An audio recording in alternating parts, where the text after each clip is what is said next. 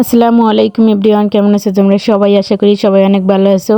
আর আল্লাহর রহমতে আমি অনেক ভালো আছি। তো আজকে বরাবরের মতো একটা ভিডিও নিয়ে চলে এসেছি। আর ভিডিওটা কি সেটা তো তোমরা দেখতেই পারতেছো। ভিডিওটা হলো এই যে সকাল সকাল নিয়ে চলে আসলাম। তোমাদের ভাইয়া সকাল সকাল বাজার থেকে এই বাজারগুলো এনে দিল, তো আমি ঢেলে নিয়েছি। আর মাছগুলো কিন্তু খুব ভালোভাবে কেটে দিয়ে পরিষ্কার করে নিয়েছি। আর মাছটা পরিষ্কার করার আগে আমি মুরগিটা এখানে কেটে দিয়ে পরিষ্কার করে রেখেছিলাম।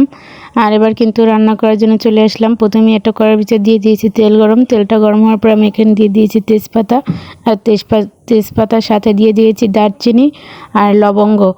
আর যেটাকে বলে আর কি বলে আর কি ওই যে ফল যেটা, ওইটা আমি জিরার সাথেই বেটে দিয়েছি, কারণ ওটা বেটে দিলে আমার কাছে অনেক ভালো লাগে। তাই আমি কিন্তু এই গরম মশলার নামগুলো গুলিয়ে ফেলেই সবসময়, দারচিনি এলাচ আর কি, এগুলো ঠিক করে বলতে পারি না। তো যাই হোক, তারপরে কিন্তু পেস্টটা ভাজার পরে আমার বাটা মশলাগুলো দিয়ে ভেজে এখানে অল্প পরিমাণ পানি দিয়ে দিয়েছি।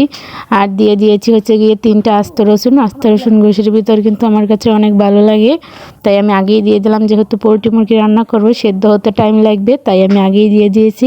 আর গরু গোশ রান্না করলে পরে দিলেও হয়। তো যাই হোক, তারপর কিন্তু এখানে লবণ, হলুদ, মরিচের গুঁড়া যা লাগে পরিমাণ মতো দিয়ে দিয়েছি। তারপর কিন্তু মশলাটা খুব ভালোভাবে ভুনে নিব। তো মশলাটা কিন্তু একদম তেলের পর ভুনে আনতে হবে। তার আমি কিন্তু সবসময় মশলা, মাছের মশলাই হোক, গোশের মশলাই হোক, 2বার পানি দিয়ে ভুনি। তো সবটা শেয়ার করা সম্ভব হয় না, তাই আর কি সবটা শেয়ার করতে পারি না। তো তারপর কিন্তু এ পর্যায়ে মশলাটা বোনা হয়ে গেছে। তারপর আমার গোশগুলো দিয়ে দিয়েছি। আর এবার কিন্তু খুব ভালোভাবে নাড়িয়ে চাড়িয়ে গোশটা ভুনে নিতে হবে। আর এই গোশটার ভিতর কিন্তু আমি এখন আর কোনো পানি দিব না। গোশ থেকে যে পানিটা বের হবে, এই পানিটা দিয়েই সব ভালোভাবে ভুনে নিব। আর গোশটা কিন্তু যত বোনা ভালো হবে ততটাই খেতে ভালো হবে।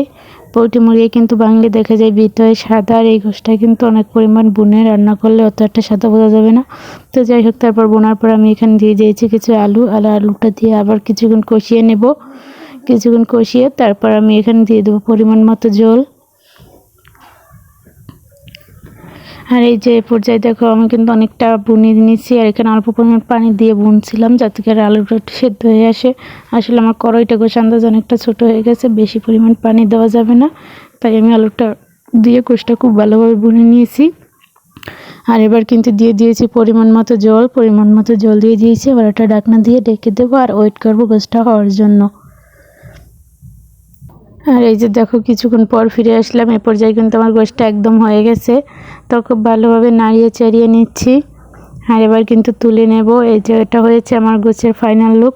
তো আজকের রেসিপিটি কেমন হয়েছে অবশ্যই তোমরা কমেন্টে বলে যাবে। আর ভালো লাগলে আমার চ্যানেলের পাশেই থাকবা।